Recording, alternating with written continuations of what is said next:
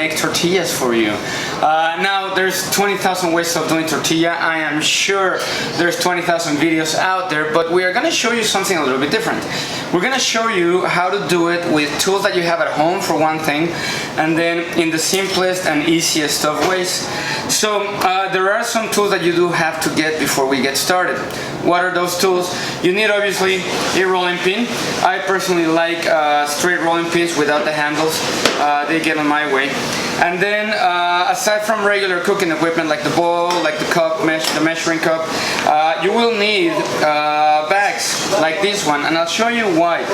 These are just regular freezer bags. These freezer bags will help you go through the process really easily. So we're gonna cut the top part of the bag, because we obviously will not be sealing this bag. And granted, you don't have to throw the bag away. This is not a wasteful process whatsoever. So what I'm doing here is I'm just splitting the bag, so that way I can have a nice work surface. And the nice thing about using these bags is that they're actually the size that you need in order to make the perfect size tortilla. So we have two sides, we're ready to roll. So we're gonna start doing the tortillas. Now, for making tortillas, you need pretty much just two things. Corn flour, which in Mexican terms would be nixtamal. In this case, the nixtamal has already been made for us by this brand that you can get anywhere, pretty much anywhere in the world now.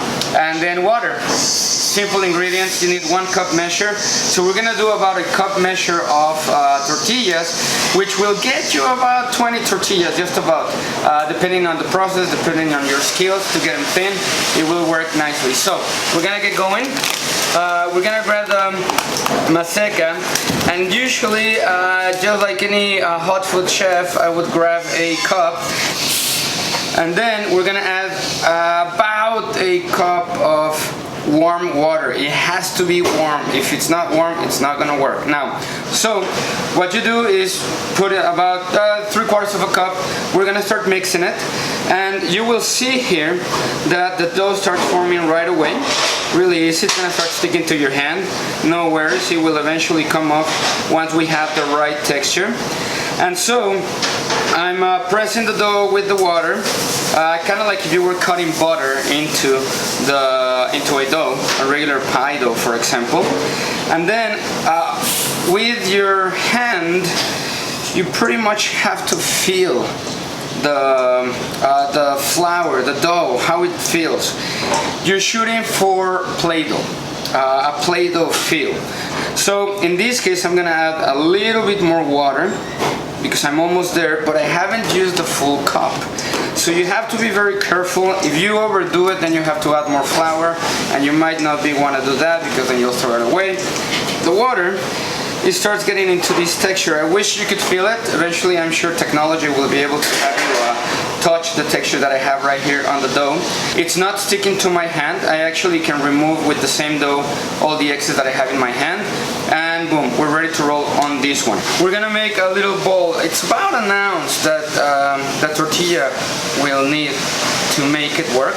About this much, about an ounce. And then you're gonna start making a ball with your hands. Once you make a nice round ball, you can put it here on your plastic bag, one of the sides. Top it off with your hand, and then using this part of your hand, you're gonna press it and you're gonna get it to the right thickness.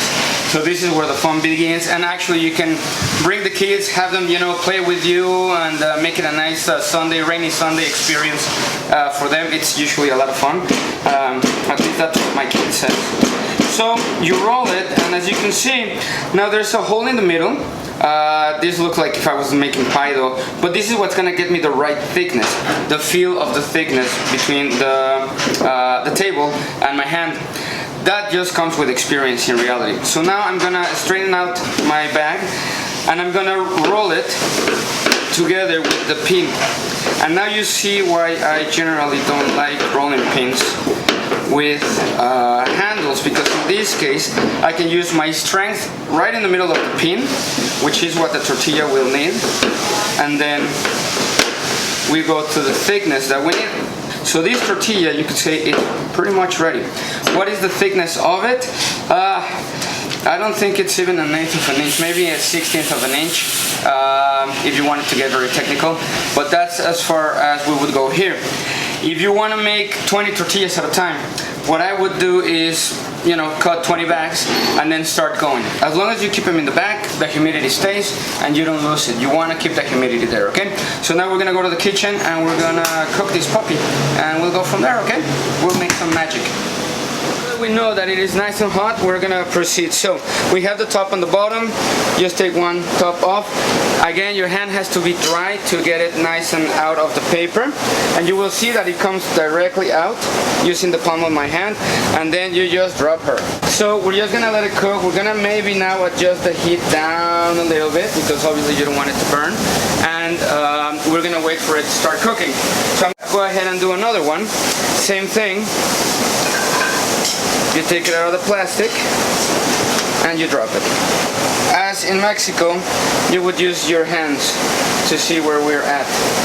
You can see that it's starting to edge up, just like a pancake would.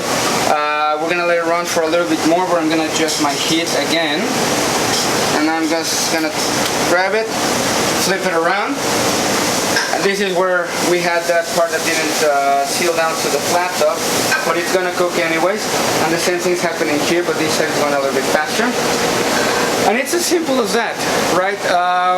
Right now we're just gonna cook them. If they puff up, then you know that you have the perfect tortilla. And one of the things that you have to remember is that the tortilla is gluten-free, so you can use it for anything that would require that diet, and it is also a vegan item because we're just using corn and flour.